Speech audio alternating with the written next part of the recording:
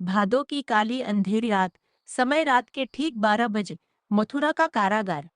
बाहर मूसलाधार बारिश, यमुना उफान पर, अंदर एक माँ की चीख। और तभी जेल की जंजीरें खुद ब खुद टूट गई।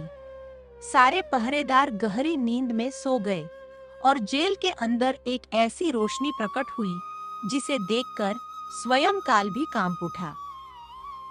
वो रोशनी कोई और नहीं, स्वयं भगवान विष्णु थे। क्यों एक भगवान को जेल में जन्म लेना पड़ा और कैसे उसी रात एक निर्दयी राक्षस राजा कंस की मौत की पटकथा लिख दी गई। आज के इस वीडियो में दोस्तों आप कृष्ण जन्म की कहानी सुनेंगे एवं कंस का अंत किस प्रकार हुई। कहानी शुरू होती है मथुरा से। मथुरा के राजा थे उग्रसेन। उनका ही बेटा था कंस, अत्यंत शक्तिशाली, अहंकारी और क्रूर। कंस ने अपने ही पिता को सिंहासन से हटाकर बंदी बना लिया और खुद मथुरा का राजा बन बैठा। उसकी एक बहन थी देवकी। कंस अपनी बहन देवकी से बहुत प्रेम करता था। देवकी का विवाह वसुदेव से तय हुआ। कंस खुद बहन को विदा करने रथ हाँक रहा था। पूरे नगर में उत्सव था और तभी आकाश से एक गहरी आवाज गूंजी, अरे मूर्ख कंस, जिस देवकी को तू इतने प्रेम से विदा कर रहा है, उसी का 8वां पुत्र तेरा वध करेगा। तेरा काल उसी के गर्भ से जन्म लेगा। बस इतना सुनते ही कंस का रूप बदल गया। प्रेमी भाई से वो काल बन गया। उसने तलवार निकाली और देवकी को वहीं मारने दौड़ा। तब वसुदेव ने हाथ जोड़कर कहा, कंस, तुम्हें देवकी से भय नहीं, उसकी संतान से है। मैं वचन देता हूँ, देवकी की जो भी संतान होगी मैं स्वयं तुम्हें सौंप दूंगा। कंस मान गया, लेकिन उसने देवकी और वसुदेव को कारागार में डाल दिया। कारागार की उस अंधेरी कोठरी में देवकी के एक एक कर 6 पुत्र हुए और कंस ने एक एक कर उन 6 नवजात मासूमों को पत्थर पर पटक पटक कर मार डाला। देवकी की चीखों से पूरी जेल कांप उठती थी, लेकिन कंस का दिल नहीं पसीजा। फिर आया 7वां गर्भ, लेकिन इस बार कुछ अद्भुत हुआ। भगवान की योगमाया ने देवकी के 7वें गर्भ को खींचकर वसुदेव की दूसरी पत्नी रोहिणी के गर्भ में स्थापित कर दिया, जो गोकुल में नंद बाबा के यहाँ रहती थी। यही 7वें पुत्र थे शेषनाग के अवतार बलराम जी। इसलिए बलराम को संकर्षण भी कहते हैं। कंस को लगा देवकी का गर्भपात हो गया है। वो खुश हो गया। उसे लगा खतरा टल गया, लेकिन उसे नहीं पता था असली काल तो अब आने वाला था। 8वें गर्भ के रूप में भाद्रपद मास, कृष्ण पक्ष, अष्टमी तिथि, रोहिणी नक्षत्र, रात के ठीक 12 बजे अचानक कारागार में दिव्य प्रकाश फैल गया। देवकी और वसुदेव के सामने शंख, चक्र, गदा, पद्म धारण किए हुए चतुर्भुज रूप में भगवान विष्णु प्रकट हुए। देवकी और वसुदेव स्तब्ध रह गए। भगवान ने कहा, पिछले जन्म में तुम कृष्णी और सुतपा थे। तुमने घोर तपस्या की थी। तब मैंने वरदान दिया था कि मैं तुम्हारा पुत्र बनूंगा। आज वही वचन पूरा करने आया हूँ। मैं ही तुम्हारा 8वां पुत्र बनकर कंस का विनाश करूंगा।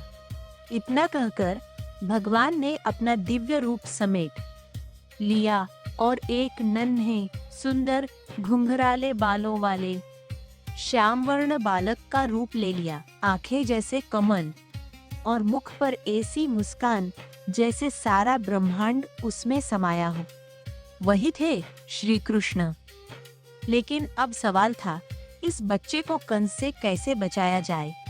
तभी भगवान की माया से वसुदेव की बेड़ियां खुल गई। जेल के ताले टूट गए। सारे सैनिक गहरी निद्रा में सो गए। आकाशवाणी हुई, वसुदेव, इस बालक को तुरंत गोकुल में नंद के घर ले जाओ। वहाँ नंद की पत्नी यशोदा ने एक कन्या को जन्म दिया है, उससे इस बालक का परिवर्तन कर दो। वसुदेव ने टोकरी में कृष्ण को रखा और चल पड़े। बाहर प्रलय जैसी बारिश हो रही थी। जब वो यमुना के किनारे पहुंचे तो यमुना उफान पर थी। जैसे ही वसुदेव ने यमुना में पैर रखा, यमुना दो भागों में बंट गई। कहा जाता है शेषनाग ने अपने फनों से बारिश को रोककर बालकृष्ण की रक्षा की। वसुदेव गोकुल पहुंचे। यशोदा गहरी नींद में थी। उनके पास एक कन्या थी, वो योगमाया थी। वसुदेव ने कृष्ण को यशोदा के पास सुलाया और कन्या को लेकर वापस मथुरा की जेल में आ गए। बेड़ियां फिर से लग गई, ताले फिर से बंद हो गए। जेल में बच्ची के रोने की आवाज सुनकर सैनिक जागे और कंस को खबर दी। कंस भागता हुआ आया। उसने सोचा 8वीं संतान तो लड़की है, लेकिन फिर भी मुझे इसे मारना हुआ। उसने देवकी से वो कन्या छीनी और जैसे ही उसे पत्थर पर पटकने लगा, वो कन्या उसके हाथ से छूटकर आकाश में उड़ गई। वो कोई साधारण कन्या नहीं, आदिशक्ति योग माया थी। आकाश में अष्टभुजा देवी के रूप में प्रकट होकर उसने अट्टहास किया और कहा, अरे मूर्ख कंस, मुझे मारने से क्या होगा? तुझे मारने वाला तो कहीं और जन्म ले चुका है और सकुशल पहुंच भी चुका है। अब तेरे पापों का घड़ा भर चुका है, तेरा अंत निश्चित है। इतना सुनते ही कंस थर थर कांप उठा। उसी दिन से उसकी नींद उड़ गई। उसने पूतना, शक्टासुर, तृणावर्त, बकासुर जैसे बड़े बड़े राक्षसों को उस बच्चे को मारने के लिए गोकुल भेजा, जो जन्म ले चुका था। लेकिन गोकुल में तो वो नन्हा कान्हा एक एक कर सारे राक्षसों का वध कर रहा था। पूतना जो जहर पिलाने आई थी, खुद ही मारी गई। कंस समझ गया ये कोई साधारण बालक नहीं है। उसने एक आखिरी चाल चली। उसने अक्रू जी को भेजकर कृष्ण और बलराम को मथुरा बुलाया। धनुष यज्ञ के बहाने से उसने रास्ते में विशाल हाथी कूलियापीड़ को, फिर चाणूर और मुष्टिक जैसे अपराजेय पहलवानों को तैनात किया। लेकिन जिसकी रक्षा स्वयं काल करे, उसे कौन मार सकता है?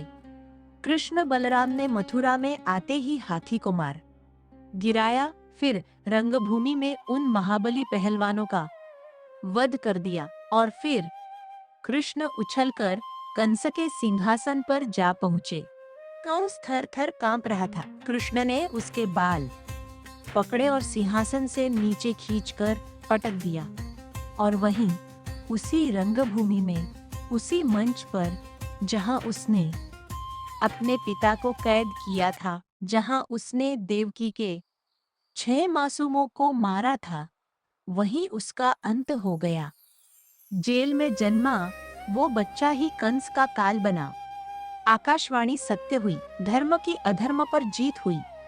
वसुदेव देवकी को मुक्ति मिली, उग्रसेन फिर से राजा बने। तो दोस्तों, ये थी भगवान श्री कृष्ण के दिव्य जन्म और कंस के अंत की पूरी कथा।